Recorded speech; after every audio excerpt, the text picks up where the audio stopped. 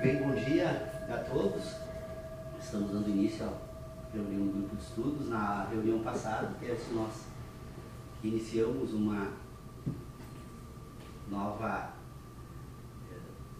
pauta no grupo de estudos, que talvez se torne as reuniões mais interessantes. Mas antes de mais nada, então, bem-vindo o retorno do nosso quase fundador do grupo de estudos, né? O Tércio participa há bastante tempo.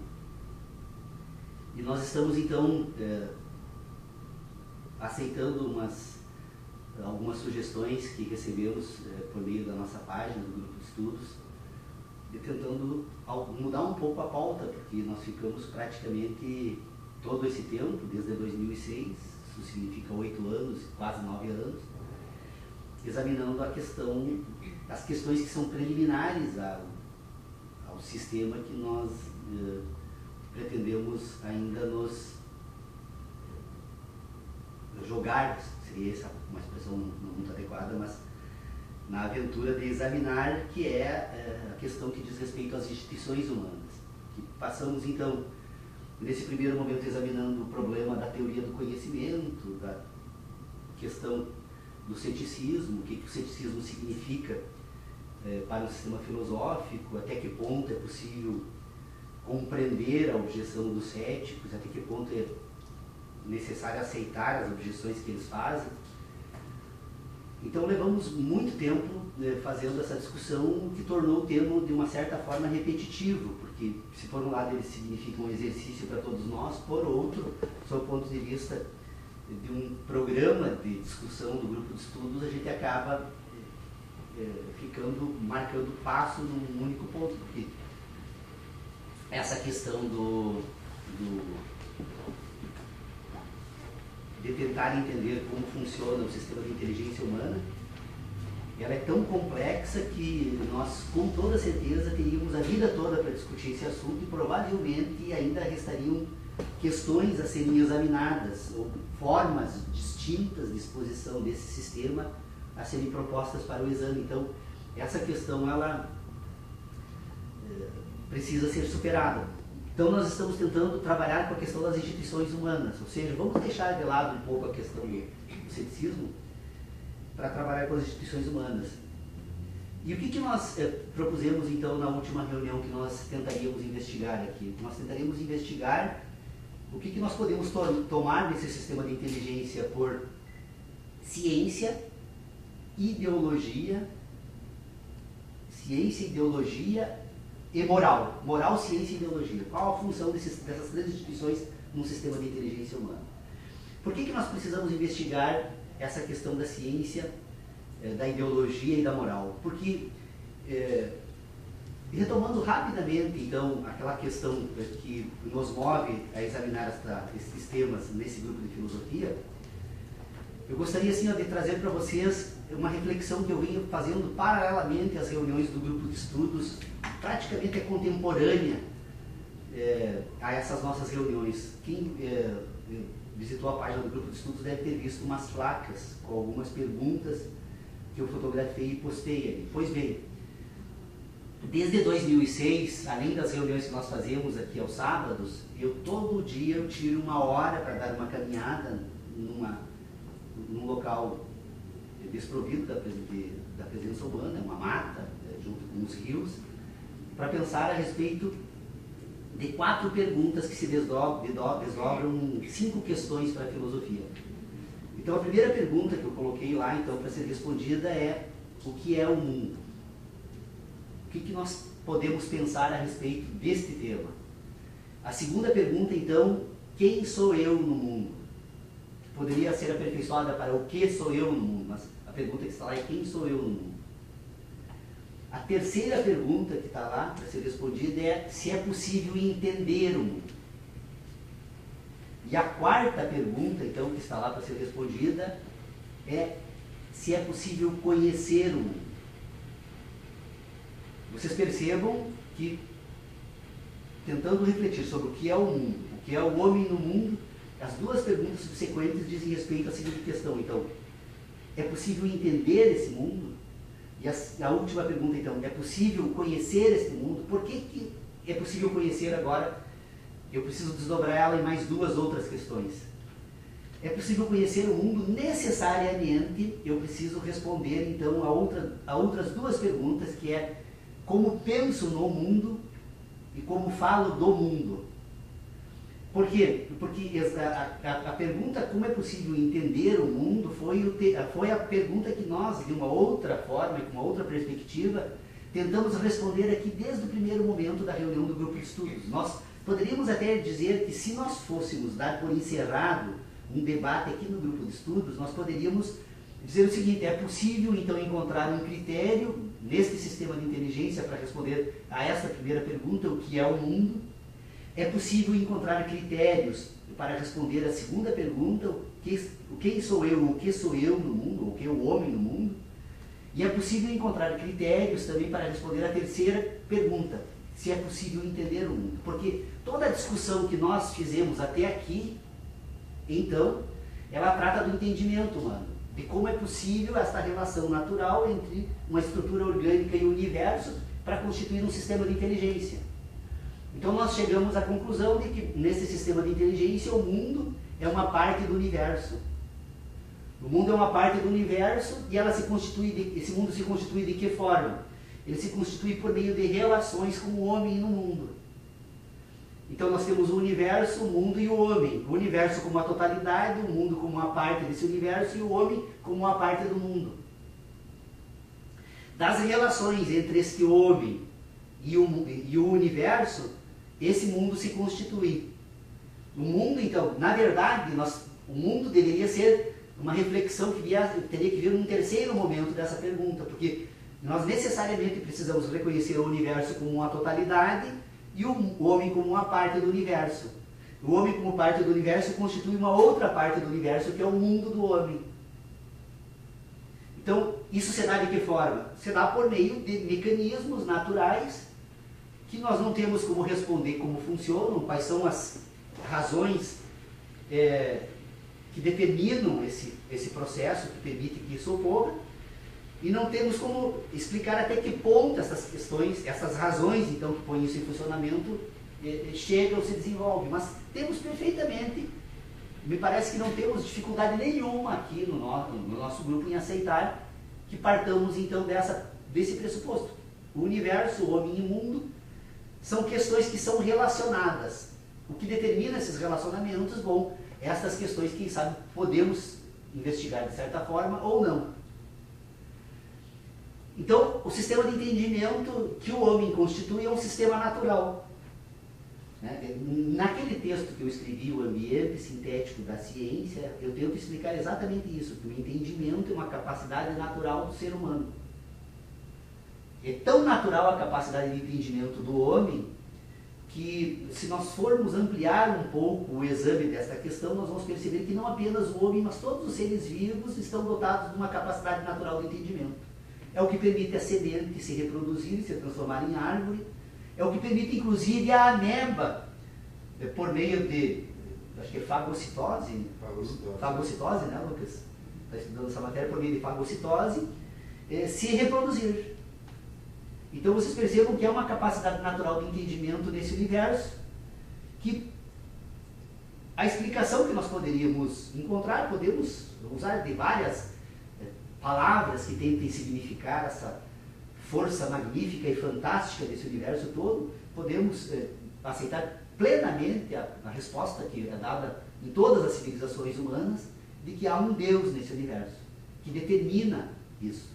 Não estou dizendo que esse Deus interfira nesse universo e nas consequências da criação. Eu estou dizendo que se há uma força que produz a vida e que produz esses seres que se relacionam, podemos dar diferentes designações, aceitamos perfeitamente então que haja um Deus nesse universo, que não é um homem, que não é uma semente, que não é nada, é apenas essa força divina que põe em movimento todo esse universo e que nesse universo em movimento produz em determinadas partes desse universo um mundo, e esse mundo, por sua vez, está lá presente nesse mundo um homem. Se é o mundo que produz o homem e é o homem que produz o mundo, essa questão me parece que também está explicada. Esse mundo que surge nesse universo é o mundo do homem. eu como indivíduo produzo um mundo, eu tenho um mundo do Paulo Leal, o Tércio como indivíduo produz um mundo, ele tem o mundo do Tércio, Inácio Jung, o Cristiano de Vicário produz um mundo, ele tem o mundo do Cristiano, o Guilherme, o Dila, a Irene, a Laís, o Lucas, todos nós aqui temos um mundo. Esse mundo ele é produzido por relações entre o homem e o universo. Essas relações utilizam as sensações. Essas sensações se apresentam então como impressões produzidas por esse universo em movimento neste homem. Este homem ordena essas impressões que chegam por meio das sensações, que se introduzem nessa estrutura orgânica e que ficam nessa estrutura orgânica de forma permanente. Todo esse universo que produz o mundo do homem, ele não apenas produz, como fica como o mundo do homem, porque ele imprime no homem essas sensações que são produzidas pelo movimento. E este homem que produz esse mundo, então, que vem por meio das suas sensações, ele agora, então, por meio de outros mecanismos que fazem parte dessa estrutura orgânica, que é o próprio homem, que é uma estrutura, então, viva, movida por Deus, que torna-se o que é, entra em ação, e neste mundo, então, agora ele passa a produzir uma determinada, uma série de mecanismos que vão permitir agora que não apenas ele produza o mundo, mas agora se insira nesse mundo com a sua ação, transformando esse mundo, submetendo esse mundo à sua força, ao seu poder da ação humana. A ação humana que não se dá apenas pelo simples movimento mecânico do uso de uma mão, mas uma ação que se expressa por diferentes sistemas de inteligência e que tem na forma mais desenvolvida que nós conhecemos hoje, que se expressa por meio da linguagem. E quando formos falar, agora eu fiz essa pequena digressão assim, para trazer para esse debate, então, este sistema de inteligência, que é a linguagem que agora vai permitir se inserir nesse outro momento de inteligência, que é responder a esta pergunta, se é possível conhecer o mundo, o homem e o entendimento. Então, estão todos eles basicamente colocados dentro de um sistema que me parece que não é contraditório, que qualquer um de nós aqui... Você fazendo essa narrativa aí, me veio na cabeça imagens, né? No mesmo espaço, talvez um espaço próximo, vários grupos em pontos diferentes, conversando assuntos diferentes, como se estivessem em micromundos diferentes, um ao lado do outro. O pessoal no bar bebendo, rindo, contando piada, nós aqui discutindo filosofia. Perfeito. Lá no outro, lá o pessoal fazendo aposta. Então, assim, uma coisa muito doida, assim, me veio essa imagem, você fazendo essa narrativa, dessa questão do que é o mundo, dessa relação do homem com o mundo, e esse micromundos, não sei se é o termo correto, lado a lado, assim, paralelo, acontecendo ao mesmo tempo, e tão diferente, tão distante, como compreender isso, né? Perfeito, perfeito, é exatamente isso. O homem e a sua inteligência constituem um mundo que é próprio, e esse mundo se comunica com os outros mundos, dos outros indivíduos, e esses mundos, na medida que se reúnem, que encontram um ponto de interseção, que permite então o diálogo entre os diferentes mundos, na medida que eles desenvolvem essa competência, eles constituem também as culturas, os agrupamentos sociais, a família, a sociedade em si, ou seja, todas essas questões que entram depois em debate quando formos examinar as instituições humanas. Porque as instituições humanas, elas servem para dar cumprimento a uma ordem da natureza que determina que esse indivíduo, ou que este ser vivo, então deva buscar mecanismos de sobrevivência.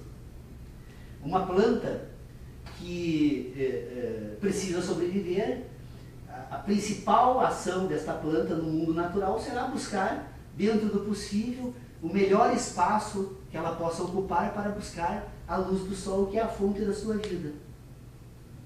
O sol estaria para a planta, né, dentro de um sistema de inteligência. Se a planta fosse pensar, ela não teria dúvida nenhuma de que o seu Deus seria o sol.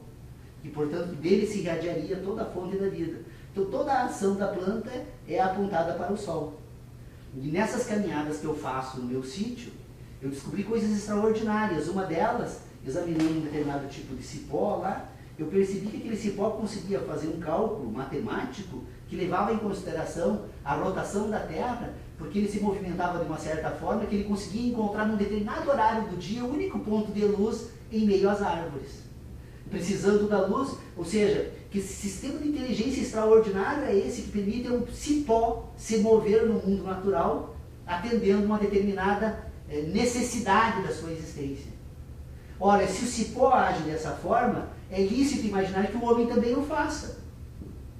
E o faça com outros mecanismos muito mais sofisticados, porque se formos comparar os diferentes níveis deste processo de desenvolvimento da vida na natureza, nós vamos perceber que, embora os mecanismos que colocam em ação a vida nesse planeta e nesse universo sejam praticamente as mesmas, o grau de desenvolvimento ou de relacionamento na parte desse universo em que essa vida se encontra é diferente e atende exatamente aquelas necessidades.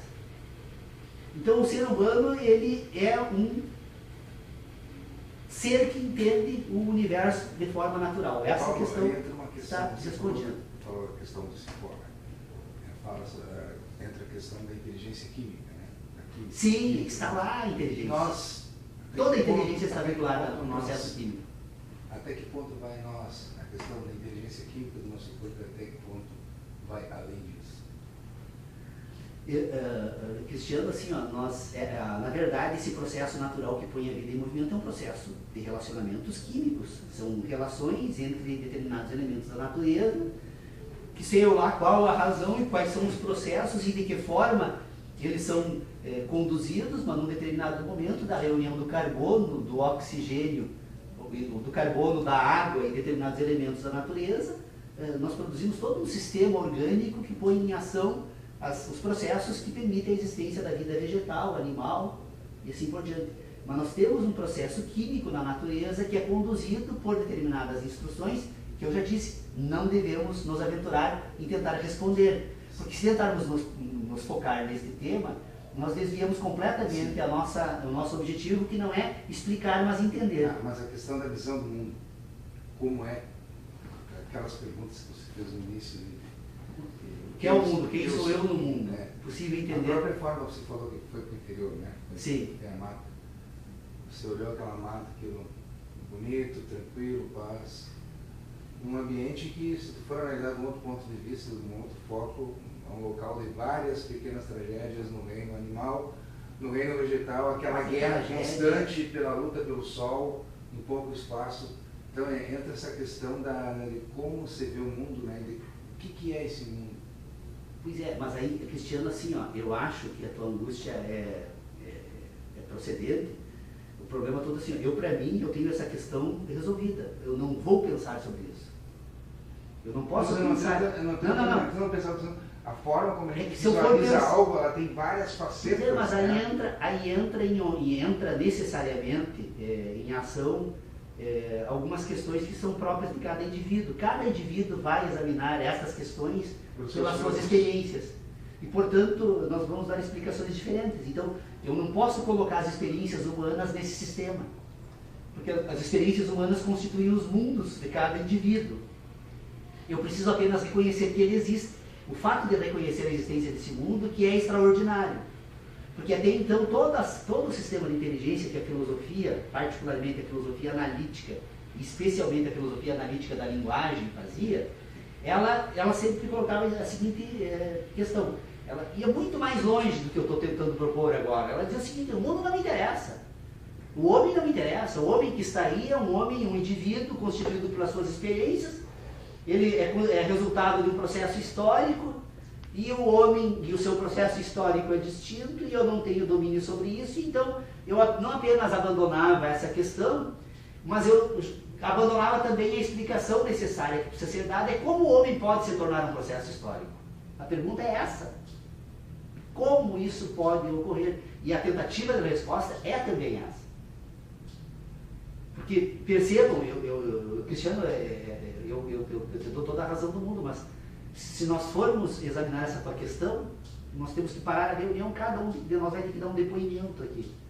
E esses nossos depoimentos, no máximo, vão permitir que nos conheçamos uns aos outros.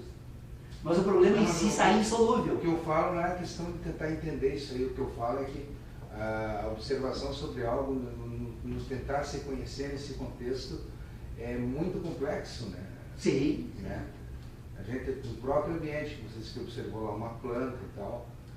Eu só observei o movimento do sol. Química dela, como é complexo e como é difícil a gente se compreender, não na questão da visão de cada um apenas, mas de se compreender nesse contexto, né? Porque, não sei se teve uma aula que falar sobre a existência do universo, né? Os raios gamas, o ultrassom, a forma como se analisa o universo em diferentes espectros, né? Sim. E a vida da gente também em diferentes espectros, né? Não sei se bem dessa forma, diferentes espectros para te avaliar as coisas. E é possível admitirmos a possibilidade da existência de 1 bilhão de outras manifestações fenomênicas nesse universo que não sejam percebidas pela inteligência humana e que, no entanto, determinem a existência humana e do próprio universo.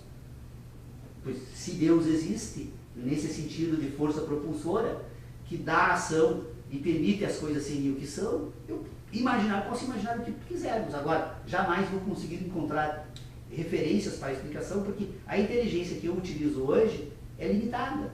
Ela está limitada a examinar esse indivíduo com uma precariedade de meios tão grande que eu tenho apenas 5 sensações à minha disposição, que é o instrumento de comunicação com esse universo.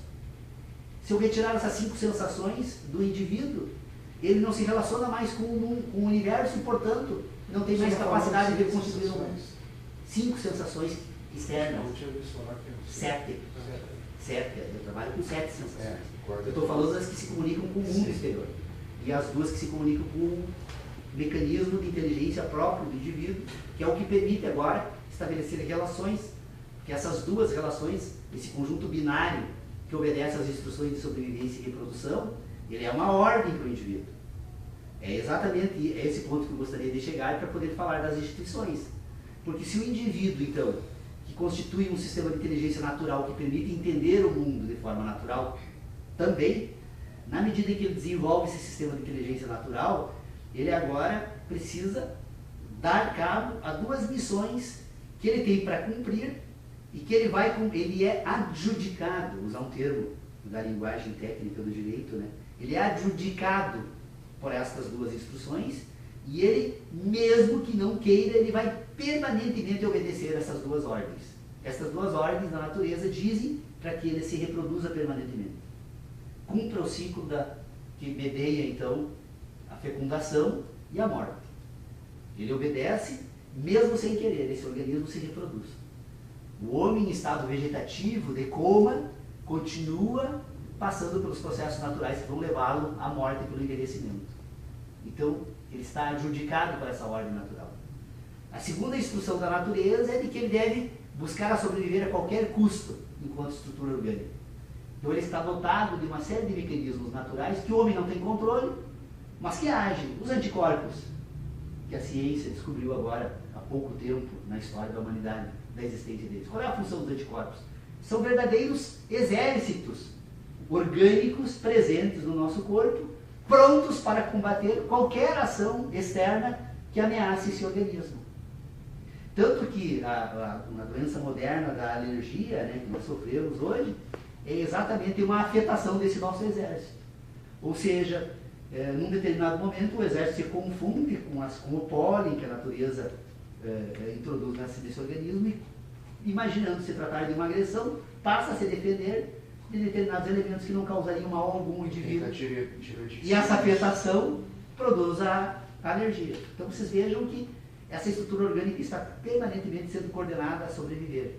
Tem um conjunto de outras estruturas e outros mecanismos, inclusive alguns que se introduzem, vivem de forma parasitária dentro do próprio homem, que são os micróbios, e que cumprem funções, né, nessa estrutura orgânica. Então, há um conjunto de instruções que manda que esse organismo sistema.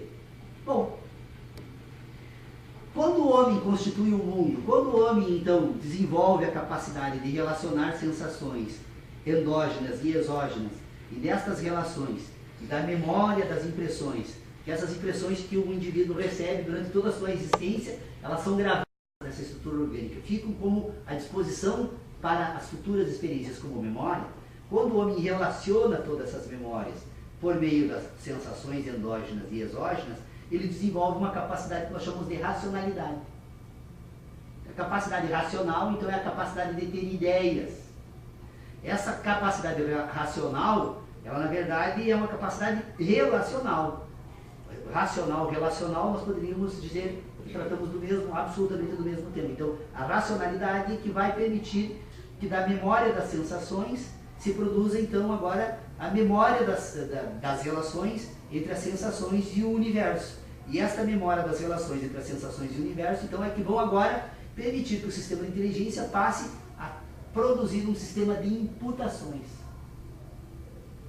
O sistema de imputação é o quê? O sistema racional, então, vai dizer quando algo é causa e quando algo é consequência. Então, eu digo para uma pessoa, diz, olha, você não sai agora porta fora porque está chovendo e você vai se molhar. O que alguém diria, eu deduzir que vai se molhar porque a chuva ocorre lá fora? Não. Eu estou imputando a causa chuva uma consequência que é molhar o indivíduo. Então, eu começo a constituir um sistema de imputação sobre o mundo natural. Esse sistema de imputação sobre o mundo natural passa a ser, então, agora a inteligência que vai ser constituída a partir das memórias do mundo natural e um sistema de imputação sobre o sistema natural. Então, esse indivíduo que desenvolve essa racionalidade desenvolve dessa forma, imputando relações de causa e consequência. Eu quero chamar a atenção para a fundamentação categórica dessa minha questão, de que, simplesmente observando 3 momentos da história da humanidade, nós vamos perceber como isso ocorre. O mundo de Copérnico, o mundo de Galileu e o mundo de Newton, eles se transformam do mundo de Copérnico para o de Galileu e para o de Newton, na medida em que estes cientistas passam a fazer novas imputações sobre o mundo natural. No mundo de Galileu, a Terra era o centro do mundo. No mundo de Copérnico, o mundo sai, a Terra deixa de ser o centro do universo para o Sol passar a ser o centro do universo. Vocês percebem que é uma imputação que dizia que a Terra era o centro do universo passa a produzir uma nova imputação dizendo que agora é o Sol o centro do universo. O universo de Galileu se desenvolve ainda mais, levando adiante essa imputação, percebendo que não era apenas o Sol o centro do universo. E de Newton, então, chega a descoberta de todo o sistema relacional a partir da gravidade. E eu estou trabalhando com algumas questões da física, me desculpe, não sou nenhum especialista, mas simbolicamente as ideias representam isso. Vocês vão perceber, então, que o que muda de Galileu a Newton é a imputação que se faz sobre o mundo natural em que vive o homem. Então, esse sistema de inteligência é um sistema de imputação. Este sistema de imputação, então, é o que vai nos permitir agora a separar, para levarmos adiante o nosso exame, o fato de que o sistema de inteligência do homem, do indivíduo, então, ele precisa ser examinado tomando em consideração essas 2 dimensões que também são distintas. Este indivíduo que entende porque sente. São as sensações, os mecanismos naturais de entendimento. Este homem que entende o mundo natural, ele entende a partir das próprias sensações. Num sistema de racionalidade, porque tem certas relações de entendimento que são anteriores à ordenação por meio da sensação, que vai, inclusive, conduzir esse indivíduo, que é aquilo que eu estava tratando antes, ou seja, há uma série de fatores neste universo que determinam a existência, o movimento e o próprio universo que estão fora da inteligência humana porque não chegam ao indivíduo por meio das sensações. Mas nesse sistema racional, nós podemos entender então um indivíduo que tem sensações e, portanto, entende, e dessas sensações relacionadas ele vai produzir então agora um sistema diferente que está inserido neste indivíduo totalidade, mas que se ordena de forma diferente e que, portanto, precisa ser examinado também de forma diferente, que é a capacidade de ter ideias. Então, quando nós estamos tratando desta competência, que é a competência racional, nós estamos examinando agora algo que surge nesse sistema de inteligência como consequência final das relações que são naturais entre este indivíduo que tem 2 instruções que reproduzir-se permanentemente e sobreviver permanentemente, e que está relacionado com esse mundo natural, porque recebe por meio de 5 sensações, impressões do mundo natural. Então, esse sistema de inteligência é um sistema relacional. Esse sistema de inteligência, então, agora, relacional, a capacidade de ter ideias, ele pode ser puro. E esse sistema de ideias pode ser impuro.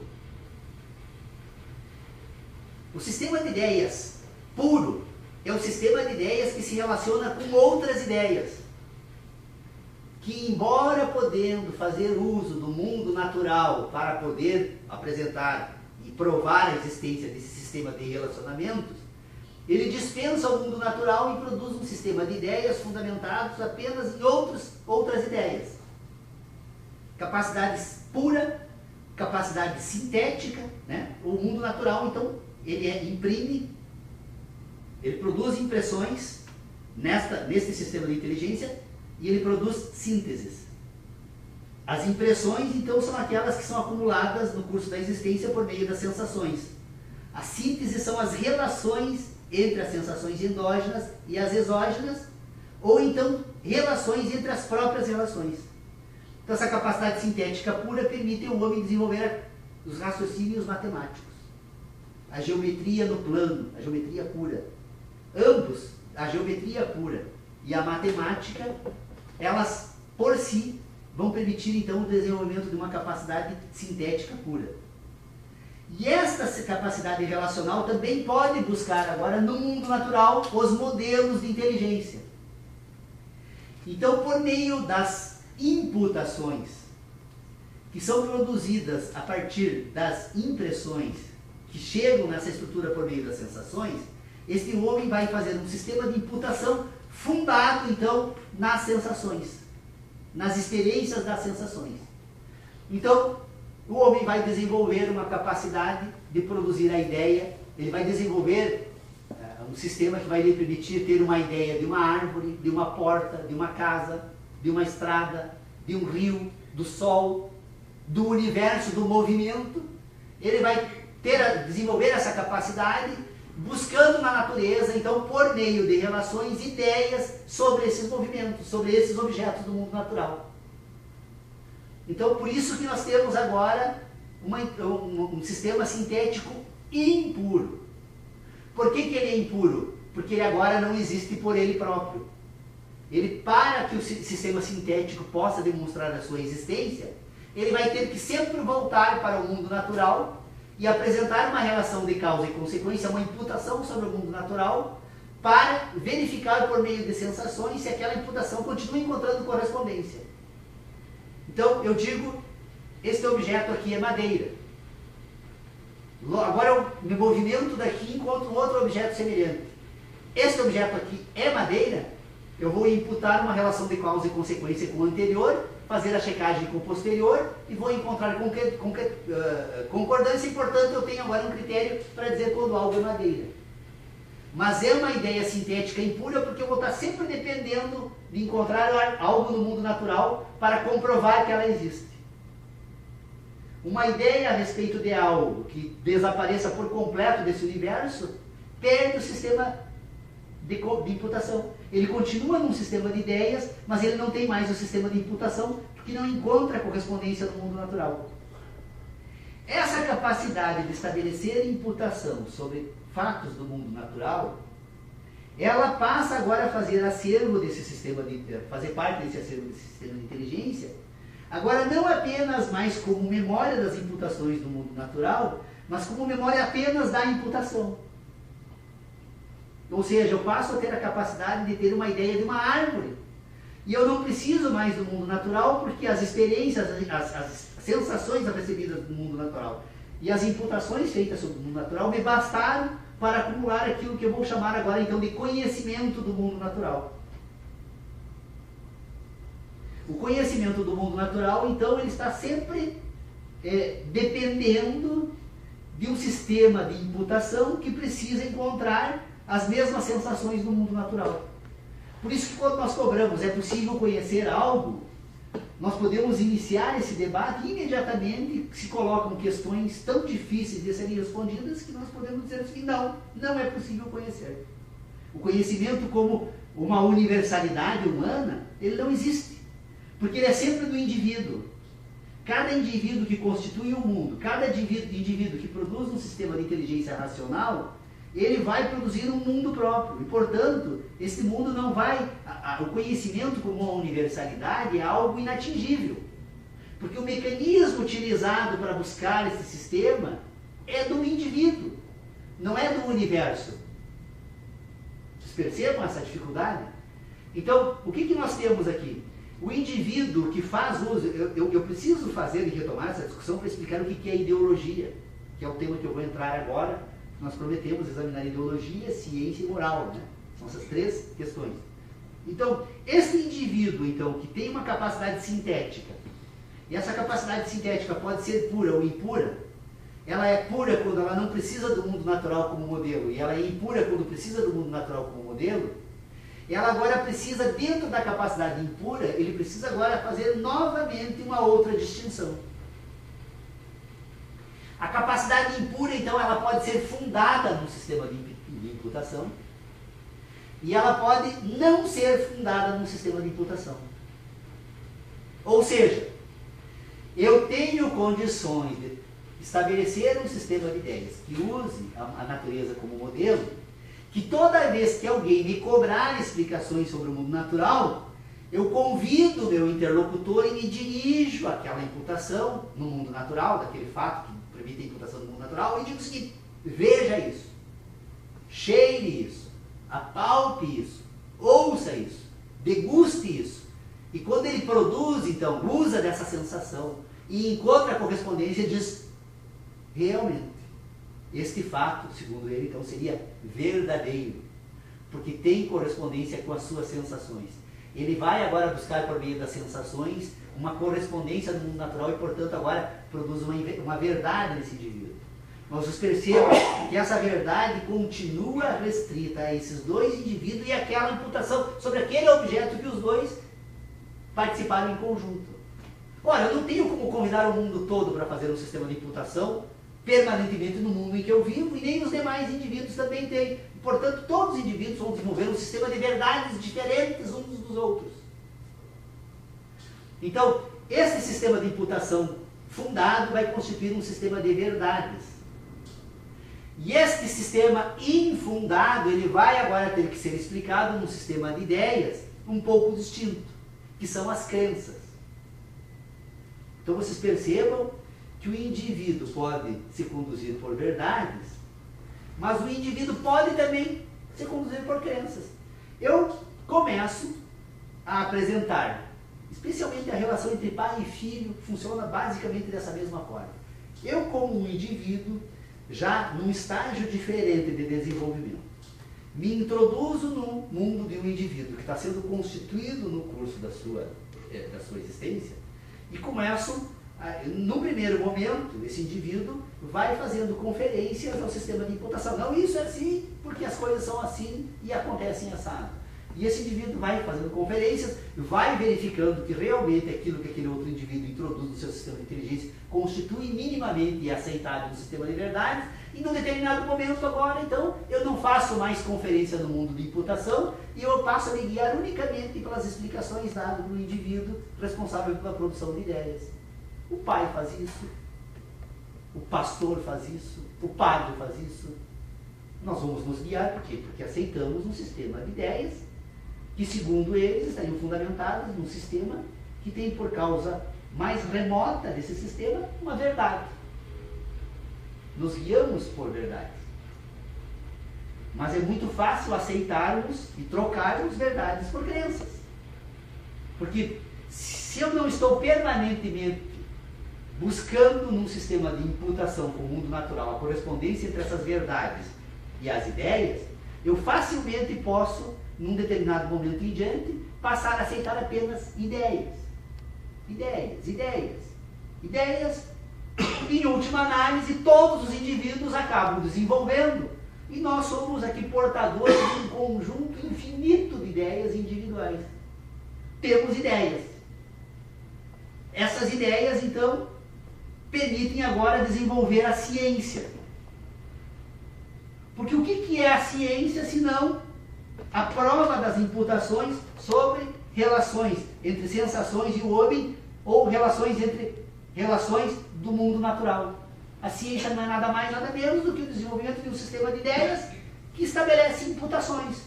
Então, quando Copérnico, quando Ptolomeu dizia que a Terra era o centro do universo, era um sistema de imputação sobre o mundo natural, porque ele olhava para o firmamento e percebia que o Sol girava em torno da Terra. A impressão que ele recebia era de que havia um movimento do Sol em torno da Terra. Mas ele não levava em consideração, quando estabeleceu esse sistema, da possibilidade do Sol estar num ponto fixo desse espaço e a Terra mover-se em torno do próprio eixo. Quando se percebe essa diferença, se transforma o quê? O mundo de Ptolomeu era um mundo científico, era a ciência da época. O mundo de Copérnico é um mundo da ciência, era a ciência da época. O mundo em que vivemos é o mundo da ciência, a ciência da nossa época. Mas é uma ciência fundada num sistema de imputação. Não existe uma ciência natural que se expresse do universo, como se o universo fosse um livro que você precisaria apenas ler, usar uma simbologia. Né? Não. O universo é um movimento no espaço. E a ciência sobre o universo não passa de um sistema de imputação sobre esse movimento. Tanto que nós estamos a todo momento reformulando a ciência. Ora, se a ciência fosse rigorosamente aquilo que nós acreditamos ser enquanto ciência, jamais seria retificada. Seria absoluta. Retificamos porque é uma imputação. Portanto, essa moralidade que nos permite pensar, permite da mesma forma produzir uma ciência. E essa mesma ciência que é fundada, que realmente podemos separar, nós temos que separar nesse mundo que vivemos, esta dimensão do sistema moral de inteligência. Ou seja, de que nós podemos constituir um mínimo de imputação que encontre correspondência em todos os mundos de todos os indivíduos que vivem nesse mesmo universo. Esse universo, a ciência seria então um ponto de convergência, de interseção entre todos os mundos. Não existe limite, o limite vai da capacidade humana. Não tem possibilidade de limite. Só que a esse sistema que permite constituir um sistema de inteligência fundado em imputação, que é a ciência, permite agora nós constituirmos um outro, em que eu não apresento mais todo o sistema de imputação. A ciência vai explicar, quando falarmos das partículas, desde o movimento elementar do átomo até o universo, a partir de relações magnéticas, que a química, a física, etc. e tal, queiramos ou não, certas ou não essas imputações, mas elas apresentam uma certa coerência lógica entre o ponto inicial e o ponto final, portanto aceitamos como ciência, e a ciência está dada para todos nós. Só que na medida em que eu posso agora produzir um outro sistema de ideias que não esteja mais fundado no sistema de imputação, eu preciso examinar melhor essas ideias. Ora, se eu posso agora produzir um sistema de ideias que possa buscar as representações do mundo natural para organizar, para ordenar as ideias, porque nós não conseguimos pensar fora da nossa capacidade relacional, e portanto, se nós não pegarmos emprestado o mundo natural, é como a experiência que fez Descartes, e que todos nós deveríamos, pelo menos uma vez na vida, tentar fazer. Leva anos, mas é possível fazer e não é difícil. Descartes tentou dizer, olha, se o mundo me engana, se toda vez que eu falo sobre ciência, eu penso sobre ciência, eu percebo que esse mundo que me rodeia me engana permanentemente ao ponto de que toda vez que eu levo um pensamento sobre o mundo natural a fundo, eu percebo imediatamente que eu posso duvidar daquilo que estou pensando, eu preciso fazer o quê? Disse Descartes. Me livrar do mundo natural, me livrar das sensações, para verificar até que ponto eu consigo fazer isso e ainda assim continuar pensando. Esse método utilizado por ele foi o que permitiu então perceber que pensamos, que existimos, penso logo existo. Ou seja, ou se penso e tenho a capacidade de duvidar, portanto a dúvida é a prova da minha existência, Porque se eu não pudesse duvidar, eu não existiria. Eu só existo porque posso duvidar, inclusive, que penso. Então a capacidade de pensar é a base de tudo, desse sistema. E essa capacidade racional de pensar, ela precisa agora de uma certa ordem. Porque o grande problema da filosofia acadêmica de escola hoje é que eles abandonaram completamente essa reflexão. E ao abandonar essa reflexão, abandonaram inclusive a razão da própria existência, porque o mundo da filosofia acadêmica hoje não se comunica com o mundo natural. E só um maluco vai estudar um sistema desses. Ou um sistema de produção de riquezas, às vezes até permite, né, que você possa inserir num sistema, produzir riquezas. O que importa hoje é produzirmos um sistema de ideias, as pessoas se dedicam, elas pagam por isso. Portanto, há uma relação de troca, né? Esse mundo precisa produzir um sistema de trocas para permitir, então, a movimentação de um sistema econômico que é produzido pelas relações humanas e esse sistema de ideias. Mas deixando isso de lado, o que eu quero dizer é o seguinte, então, que nós precisamos, então, perceber que o sistema moral, então, que seria a totalidade que permite pensar, permite num sistema moral, então, produzir um sistema científico. E é possível produzir sistemas ideológicos. Por quê? Porque se o sistema de ideias, ele, ao mesmo tempo que pode produzir ciência, porque ela está fundada no sistema de imputação do mundo natural, ela pode dispensar completamente e produzir unicamente ideias a partir de ideias, que pela experiência da existência humana permite que os indivíduos, então, desenvolvam a capacidade de pensar, que busquem no mundo natural um sistema de modelos, e depois abandonem completamente a ciência, o mundo natural, e produzam agora um sistema ideológico. As ideologias são o quê? Então, são sistemas de ideias que têm por propósito orientar a ação humana, a inteligência humana. Vejam que todas as nossas reflexões que são feitas até aqui agora, elas têm por pressuposto entender o sistema de inteligência. Nós estamos agora começando a introduzir a ação humana nesse sistema. A ideologia não é algo natural. A ideologia é sempre um processo, um produto cultural. As ideologias são produtos das culturas humanas. E como os homens vivem em diferentes agrupamentos, eles vão desenvolver diferentes ideologias. O que são ideologias, então? São ideologias, são sistemas de ideias que não são mais fundadas num sistema de imputação do mundo natural.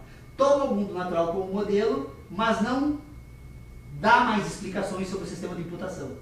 A ideologia precisa, então, partir do quê? Se ela não tem mais sensações, ela não tem mais fenômenos, ela vai agora introduzir nesse sistema um sistema de dogmas. O que são os dogmas, então? São as imputações infundadas que eu tenho que aceitar para seguir adiante no sistema de ideias.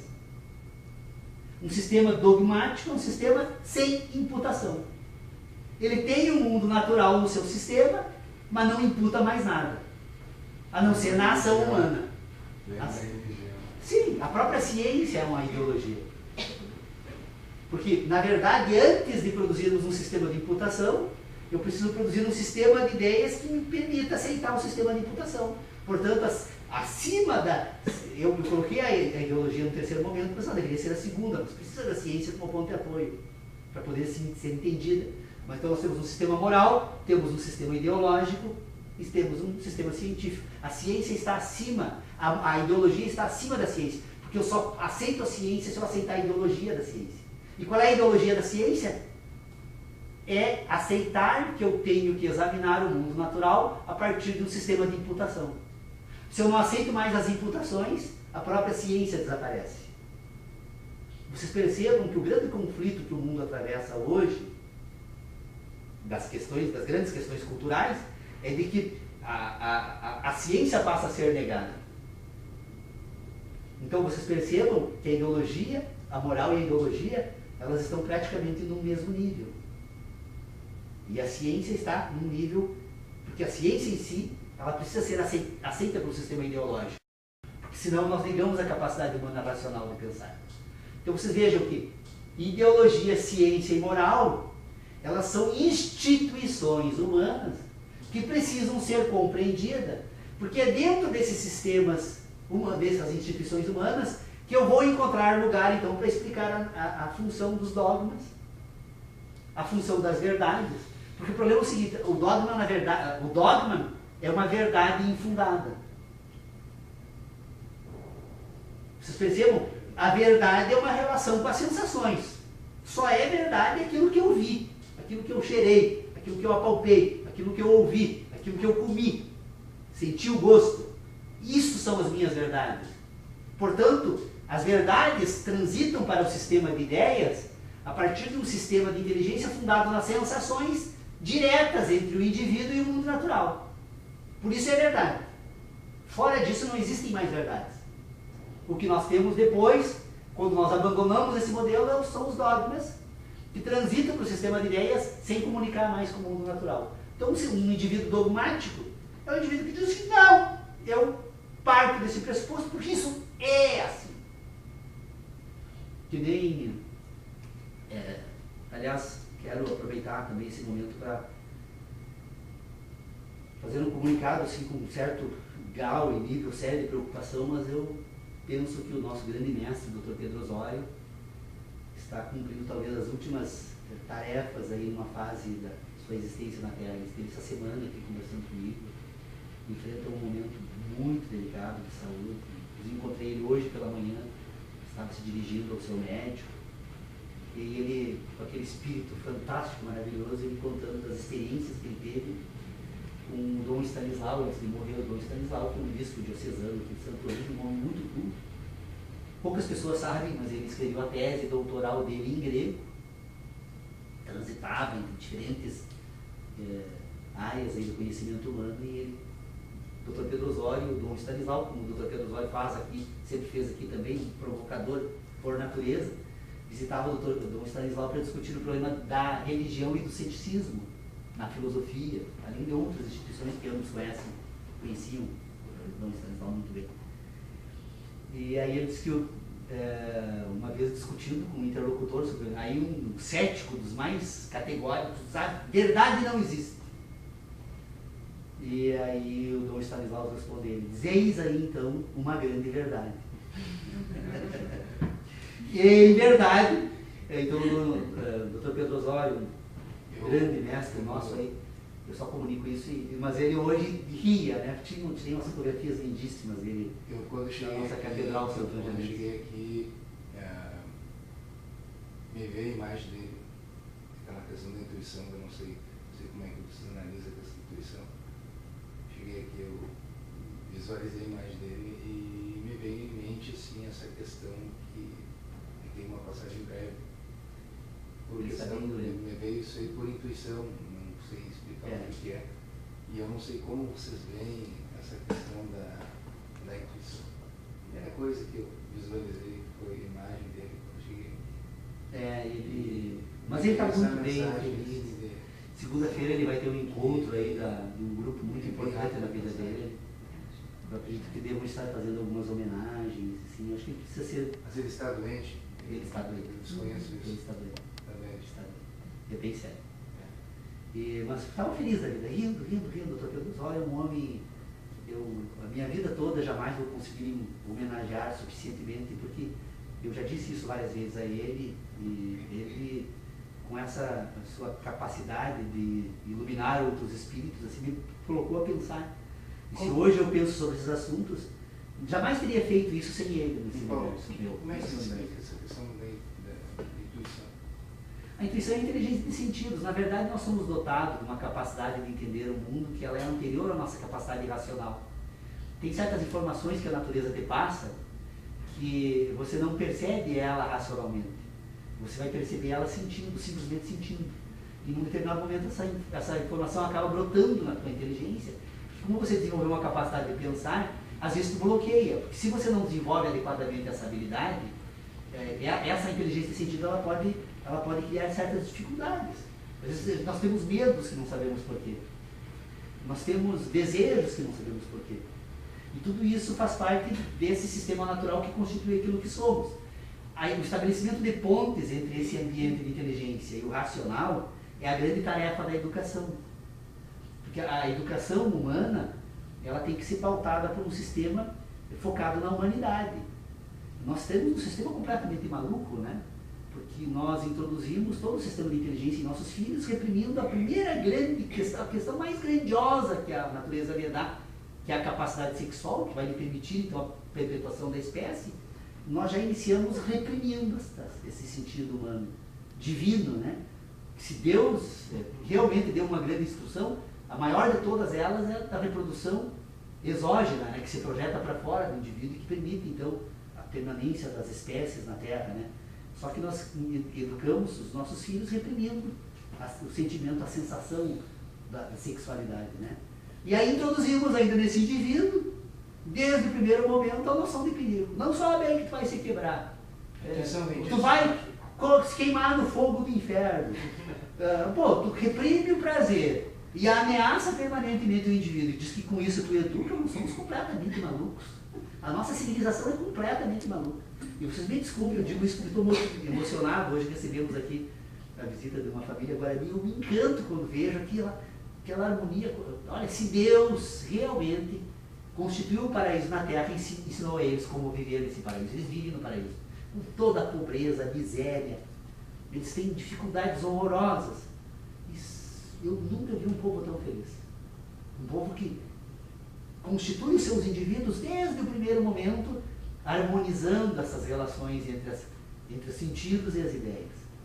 A função, eu percebo na educação das crianças, que todo o esforço da coletividade é para que a criança consiga desenvolver da forma mais harmoniosa possível aquela sensação, o mundo das impressões com o mundo das sínteses, né? Eu peço desculpas, eu adoro esse povo, adoro. É um crime nós não termos estudado ele até, porque eles estão se perdendo, essa cultura está indo embora. Algo que me chamou muita atenção quando fui para São Miguel, faz uns menos de 10 anos, que eu fui para lá fazer uma filmagem documentária para a universidade da Argentina. E algo que me chamou muita atenção, que me lembrou os passarinhos, as crianças deles. Várias crianças lá na aldeia. E elas brincavam de uma forma muito estranha, no meu ponto de vista.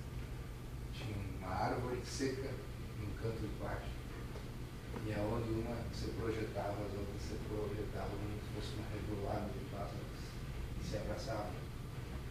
E foi muito ponto saiu, uma das crianças ia para outro ponto, e aquele grupo ia se juntando e ia formando um outro grupo. Eles são muito afetuosos, afetuosos.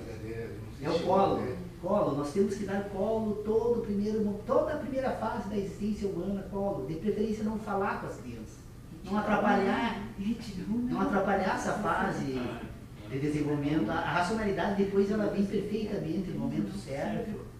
Eles são geniais. Eu conheci um Guarani agora há poucos dias, o Joel Pereira, eu acho que é o sobrenome dele, especialista em danças gaúchas. Eu me encantei com ele.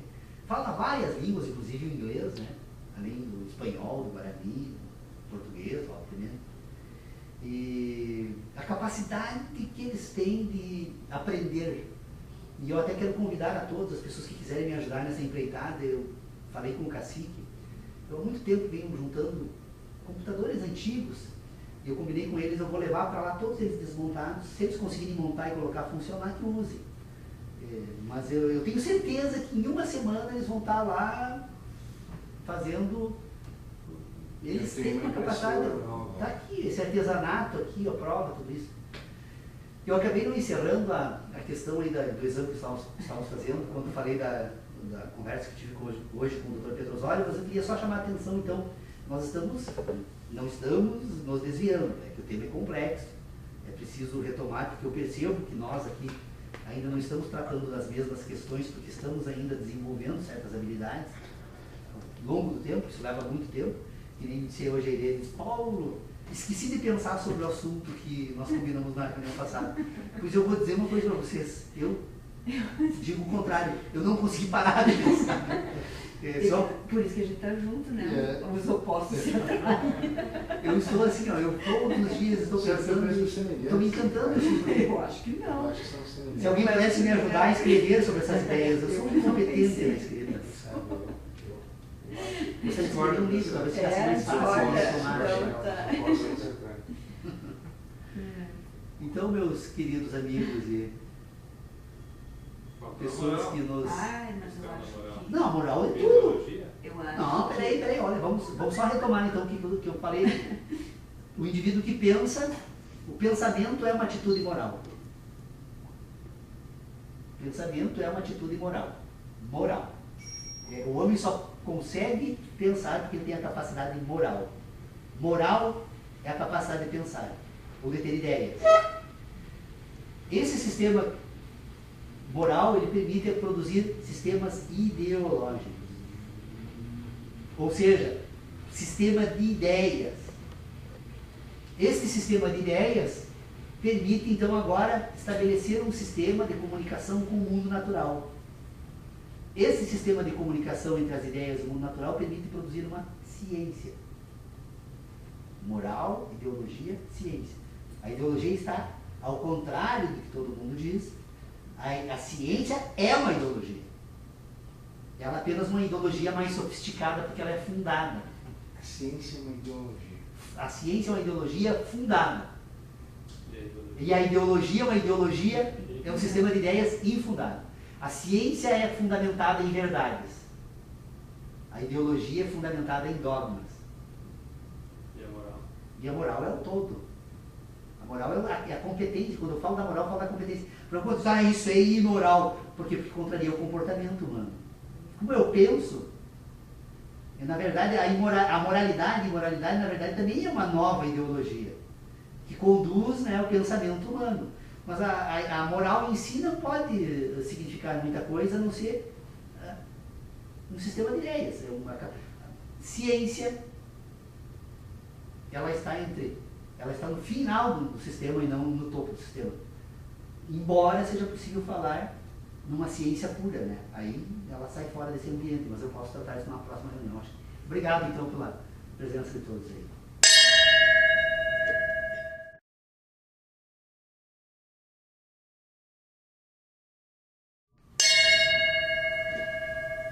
Bem, bom dia a todos.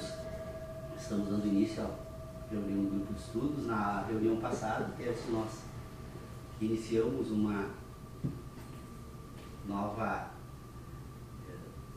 pauta no grupo de estudos, que talvez se torne as reuniões mais interessantes. Mas antes de mais nada, então, bem-vindo o retorno do nosso quase fundador do grupo de estudos, né? O Tércio participa há bastante tempo. E nós estamos, então, aceitando algumas sugestões que recebemos por meio da nossa página do grupo de estudos, e tentando mudar um pouco a pauta, porque nós ficamos praticamente todo esse tempo, desde 2006, isso significa 8 anos, quase 9 anos, examinando as questões que são preliminares ao sistema que nós pretendemos ainda nos jogar, seria essa uma expressão não muito adequada, mas na aventura de examinar, que é a questão que diz respeito às instituições humanas. Que passamos, então, nesse primeiro momento examinando o problema da teoria do conhecimento, da questão do ceticismo, o que o ceticismo significa para o sistema filosófico, até que ponto é possível compreender a objeção dos céticos, até que ponto é necessário aceitar as objeções que eles fazem. Então levamos muito tempo e teria que vir um terceiro momento dessa pergunta, porque nós necessariamente precisamos reconhecer o universo como uma totalidade e o homem como uma parte do universo. O homem como parte do universo constitui uma outra parte do universo, que é o mundo do homem. Então, isso se dá de que forma? Se dá por meio de mecanismos naturais que nós não temos como responder como funcionam, quais são as razões que determinam esse processo, que permite que isso ocorra, e não temos como explicar até que ponto essas questões, essas razões, então, que põem isso em funcionamento, chegam ou se desenvolvem. Mas temos perfeitamente, me parece que não temos dificuldade nenhuma aqui no nosso grupo em aceitar que partamos, então, desse pressuposto. O universo, o homem e o mundo são questões que são relacionadas. O que determina esses relacionamentos, bom, essas questões, quem sabe, podemos investigar de certa forma ou não. Então, o sistema de entendimento que o homem constitui é um sistema natural. né? Naquele texto que eu escrevi, O Ambiente Sintético da Ciência, eu tento explicar exatamente isso, que o entendimento é uma capacidade natural do ser humano. É tão natural a capacidade de entendimento do homem que, se nós formos ampliar um pouco o exame desta questão, nós vamos perceber que não apenas o homem, mas todos os seres vivos estão dotados de uma capacidade natural de entendimento. É o que permite a semente se reproduzir e se transformar em árvore. É o que permite, inclusive, a ameba, por meio de, acho que é fagocitose, fazendo essa discussão que tornou o termo, de uma certa forma, repetitivo, porque, se por um lado ele significa um exercício para todos nós, por outro, sob o ponto de vista de um programa de discussão do grupo de estudos, a gente acaba marcando passo num único ponto, porque essa questão de tentar entender como funciona o sistema de inteligência humana, ela é tão complexa que nós, com toda certeza, teríamos a vida toda para discutir esse assunto e provavelmente ainda restariam questões a serem examinadas ou formas distintas de exposição desse sistema a serem propostas para o exame. Então, essa questão, ela precisa ser superada. Então, nós estamos tentando trabalhar com a questão das instituições humanas, ou seja, vamos deixar de lado um pouco a questão do ceticismo para trabalhar com as instituições humanas. E o que nós propusemos, então, na última reunião que nós tentaríamos investigar aqui? Nós tentaríamos investigar o que nós podemos tomar desse sistema de inteligência por ciência, ideologia e moral. Moral, ciência e ideologia. Qual a função dessas três instituições num sistema de inteligência humana? Por que nós precisamos investigar essa questão da ciência, da ideologia e da moral? Porque, retomando rapidamente, então, aquela questão que nos move a examinar esses temas nesse grupo de filosofia, eu gostaria, assim, de trazer para vocês uma reflexão que eu venho fazendo paralelamente às reuniões do grupo de estudos, praticamente é contemporânea a essas nossas reuniões. Quem visitou a página do grupo de estudos deve ter visto umas placas com algumas perguntas que eu fotografei e postei ali. Pois bem, desde 2006, além das reuniões que nós fazemos aqui aos sábados, todo dia eu tiro uma hora para dar uma caminhada num local desprovido da presença humana, uma mata, junto com os rios, para pensar a respeito de 4 perguntas que se desdobram em 5 questões para a filosofia.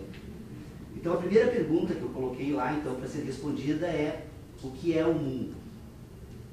O que nós podemos pensar a respeito deste tema? A segunda pergunta, então: quem sou eu no mundo? Poderia ser aperfeiçoada para o que sou eu no mundo, mas a pergunta que está lá é: quem sou eu no mundo? A terceira pergunta que está lá para ser respondida é se é possível entender o mundo. E a quarta pergunta, então, que está lá para ser respondida é se é possível conhecer o mundo. Vocês percebam que, tentando refletir sobre o que é o mundo, o que é o homem no mundo, as 2 perguntas subsequentes dizem respeito à seguinte questão. Então, é possível entender esse mundo? E a última pergunta, então, é possível conhecer este mundo? Por que é possível conhecer agora? Eu preciso desdobrar ela em mais 2 outras questões. É possível conhecer o mundo? Necessariamente, eu preciso responder, então, a outras 2 perguntas, que é: como penso no mundo e como falo do mundo? Por quê? Porque a pergunta como é possível entender o mundo foi a pergunta que nós, de uma outra forma e com uma outra perspectiva, tentamos responder aqui desde o primeiro momento da reunião do grupo de estudos. Nós poderíamos até dizer que, se nós fôssemos dar por encerrado um debate aqui no grupo de estudos, nós poderíamos dizer o seguinte: é possível então encontrar um critério neste sistema de inteligência para responder a esta primeira pergunta, o que é o mundo? É possível encontrar critérios para responder a segunda pergunta, quem sou eu, o que sou eu no mundo, o que é o homem no mundo? E é possível encontrar critérios também para responder a terceira pergunta, se é possível entender o mundo. Porque toda a discussão que nós fizemos até aqui, então, ela trata do entendimento humano, de como é possível esta relação natural entre uma estrutura orgânica e o universo para constituir um sistema de inteligência. Então nós chegamos à conclusão de que nesse sistema de inteligência o mundo é uma parte do universo. O mundo é uma parte do universo e esse mundo se constitui de que forma? Ele se constitui por meio de relações com o homem no mundo. Então nós temos o universo, o mundo e o homem. O universo como a totalidade, o mundo como uma parte desse universo e o homem como uma parte do mundo. Das relações entre este homem e o universo, esse mundo se constitui. O mundo, então, na verdade, o mundo deveria ser uma reflexão